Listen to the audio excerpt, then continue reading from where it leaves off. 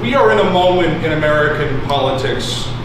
Many people say, oh, Civil War, all these things. As a student of the Civil War, someone who has researched it pretty in depth, I would hesitate to use that language because that was a moment in American politics that was bloody and brutal and in your face. But I think that it is true that there are, in a lot of ways, moments that harken back to the division and the derision that existed in the 1860s that led up to the Civil War and those bloody, brutal, violent moments that this country faced.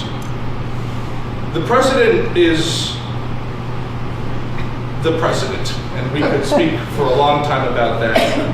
And we will run a vociferous election against him in the midterm races. And as just happened in Florida, as happened in Wolfboro, people are standing up at a margin of anywhere between 11 and 18 points. That speaks pretty incredibly to our chances in the midterm elections. But regardless of what happens in the election, this is the United States of America.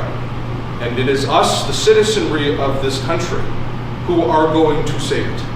It is us being in person here together, talking about what is going on in our state, which is going to save this country. It is people like Carter going out and filming events, asking tough questions, and putting people who are in power to account that is going to make it so that we move out of this moment of derision in American politics. I ran for office 3 years ago because I believe in the legislature. Not because I see this as a stepping stone to the presidency one day. I actually don't want to be president. Okay? I believe in the State House of Representatives. I believe in the elected republic and the mechanics that exist in this body. And Peter and I, we talk about it every lunch, we'll talk about it tomorrow, are there to save the legislature.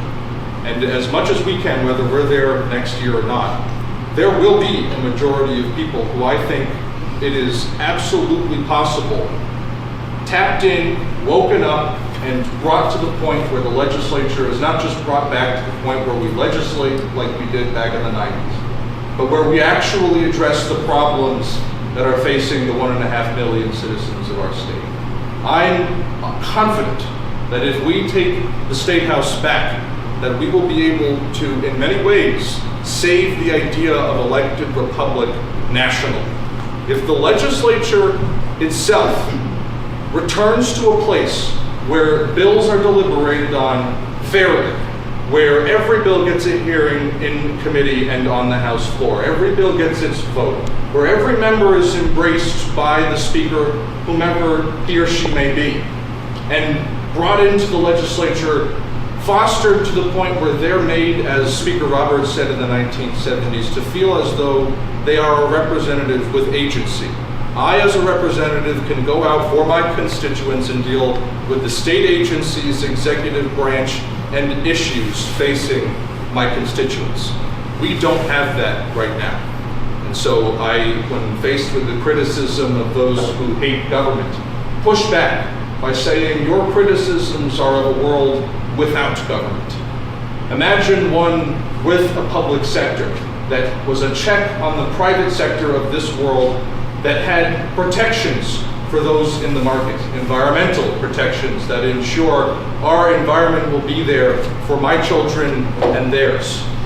Protections for our public schools to make sure that the children who are being educated aren't just getting a degree from the high school, but are being brought to a place where they have a full spectrum of understanding of the world in the 21st century to be able to go out and live their fullest potential as a human being.